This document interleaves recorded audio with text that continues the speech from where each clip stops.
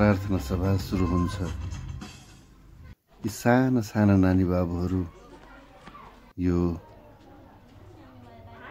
माहुरीको ताती जस्तै लाइन लागेर सबै कुरा आफ्नो कुराहरू सबै आफै गर्नुहुन्छ, मिलेर हिँड्नुहुन्छ अनि गुरुआमाले भनेको कुराहरू जस्ताको जस्तै हुबहु पालना गर्नुहुन्छ, रमाउनुहुन्छ, खुसी हुनुहुन्छ।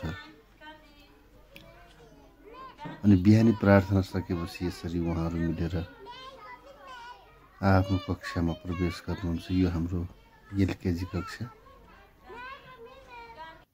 उहाँहरूलाई अहिले त केही धेरै कुरा सिकाउनु पर्दैन, चटक्क मिलाएर आफ्नो सामान राख्ने अनि आफ्नो क्लासमा जाने, रमाइलोसँग हाँस्ने, गाउने, पढ्ने उहाँहरूको दैनिकी हो।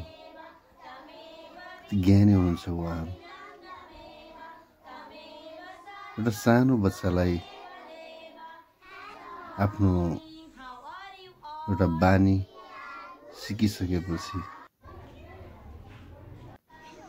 कति रमाइलो लाग्छ यी सानो नानीहरूलाई हेर्दा।